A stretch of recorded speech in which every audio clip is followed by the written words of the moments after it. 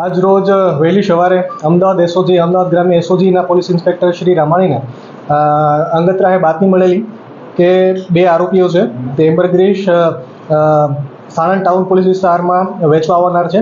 તે બાબતે વોચ રાખી સાણંદ ટાઉન વિસ્તારમાં અમદાવાદ એસઓજી અને તેની ટીમ દ્વારા એક ટ્રેપ ગોઠવી અને એમ્બરગ્રીસ સાથે બે આરોપીની ધરપકડ કરવામાં આવેલી છે.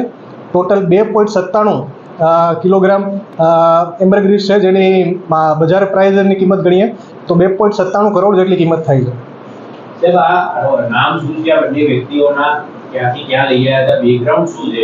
ક્યાંથી આવ્યા હતા? બંને આરોપીઓ છે મૂળ પ્રાથમિક તપાસ પ્રમાણે ભાવનગરથી લાવેલાનું જણાઈ આવેલ છે. આરોપી નંબર 1 છે યોગેશ તુલસીભાઈ મકવાણા, જેની ઉંમર વર્ષ 30 છે, જે ભાવનગરના છે. અને બીજા આરોપી છે પિન્ટુ ભરતભાઈ પટેલ, ઉંમર વર્ષ 37, જે મૂળ અમદાવાદના રહેવાસી છે. અને તે ભાવનગરના આરોપી ત્રીજા નંબરના આરોપી છે ભાવનગરના ભરતભાઈ પટેલ. તેમની પાસેથી ખરીદે હોવાનું પ્રાથમિક તપાસમાં જણાવે છે. કેટલા રૂપિયામાં ખરીદી હતી અને કોણે વેચવાના?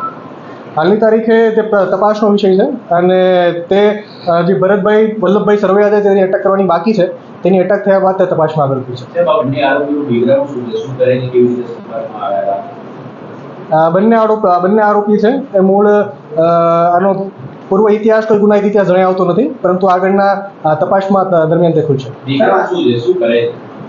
મૂળ બંને આરોપીઓ છે છૂટક રોજ મજૂરી કરે છે.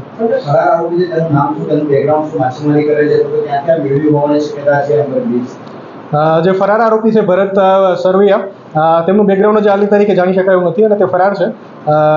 પકડાયા પછી તેમની વિશેષ તપાસમાં જણાવશે. ક્યારે લાયા હતા અને કઈ રીતે વેચવાની ફિરાકમાં હતા? કોઈ જગ્યાએ સોશિયલ મીડિયા ઉપર જાહેરાત કરી હતી કે કેમ?